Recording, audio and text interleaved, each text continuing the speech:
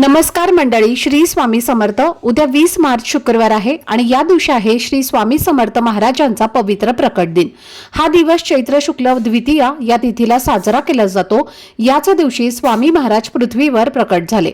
त्यांनी भक्तांच्या कल्याणासाठी अवतार घेतला आणि म्हणून हा दिवस आपण खूप आनंदाने आणि भक्तिभावाने साजरा करतो। या दिवशी अनेक भक्त विविध सेवा आणि उपाय करतात। असं म्हटलं जातं की जो व्यक्ती या दिवशी श्रद्धेने आणि मनापासून सेवा करतो त्याला स्वामींच्या कृपेने नक्की फळ मिळतं। म्हणूनच उद्या तुम्हाला एक दिवसाचं तारक मंत्राचं अनुष्ठान करायचं आहे। फक्त मनापासून तारक मंत्राचं पठण करायचं आहे। जर ते तुम्ही योग्य पद्धतीने केलं तर तुमची इच्छा पूर्ण होण्यासाठी खूप मदत होऊ शकते। हा तारक मंत्र खूप प्रभावी मानला जातो। अडचणी, संकट, भीती आणि तणाव यावरती तो आधार देतो।